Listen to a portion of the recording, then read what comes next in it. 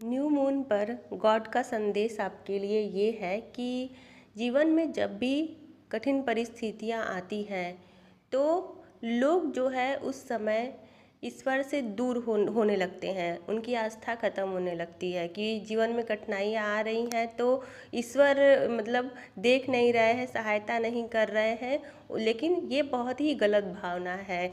ईश्वर जब भी जीवन में कठिन परिस्थितियाँ आए या परीक्षाएं चल रही हो तो उस समय आपको ईश्वर से पूरी तरीके से जुड़ जाना चाहिए, क्योंकि ये आपका गोल्डन टाइम है। क्योंकि आपके कर्म कट रहे हैं। जीवन में कठिनाइयाँ आने का मतलब है कि आपके पिछले जन्म के जो कर्म हैं, पिछले समय के कर्म जो है उनका हिसाब हो रहा है। कुछ टाइम बाद सिचुएशन बदल जाएगा, परिस्थिति बदल जाएगी। और अगर आप कठिन परिस्थितियों में ईश्वर का दामन थामे रहते हैं, आस्था बनाए रहते हैं, तो आप देखेंगे ब्लेसिंग्स आपकी लाइफ में और बढ़ जाती है। तो ये है। और ईश्वर कभी कभी परीक्षाएं भी लेते हैं कि देखिए ये कितना मेरे लिए जुड़ा हुआ है। तो आपको ईश्वर ने आपको इस दुनिया में कभी भी किसी पर डिपेंड होने के लिए नहीं भेजा था। जब आप इस दुनिया में अकेले आ सकते हैं, अकेले जा सकते हैं, तो जो लाइफ आपको जीनी है उसमें आपको कोडिपेंडेंट नहीं होना है, किसी पर निर्भर नहीं होना है। ईश्वर हमेशा यही सिखाते हैं कि आप अपने में काफ़ी हैं, पूर्ण हैं अपनी लाइफ को जीने के लिए।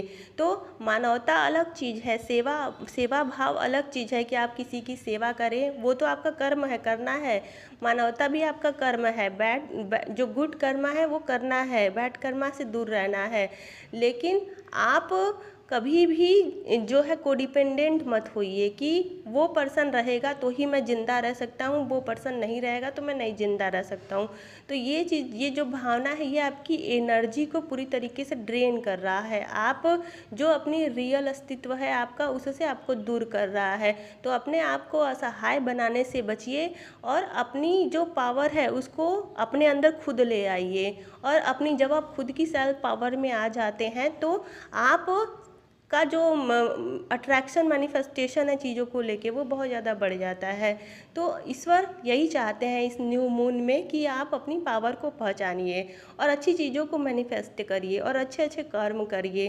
जैसे आप कुछ भी अच्छा कर्म कर सकते हैं, किसी को, किसी गरीब की सहायता कर सकते हैं, गाय को रोटी दे सकते हैं, पशु पक्षियों के लिए कुछ कर सकते हैं। तो ये सारी चीज़ें आपके मैनिफेस्टेशन को, ब्लेसिंग्स को और अच्छा करेंगी। और यहाँ पर आपको ये बोला जा रहा है कि आपको मतलब किसी चीज़ की वेटिंग बहुत ज़्यादा, जैसे वेटिंग की एनर्जी भी क्या है, एक तरीके से लो एनर्जी है। आपको एक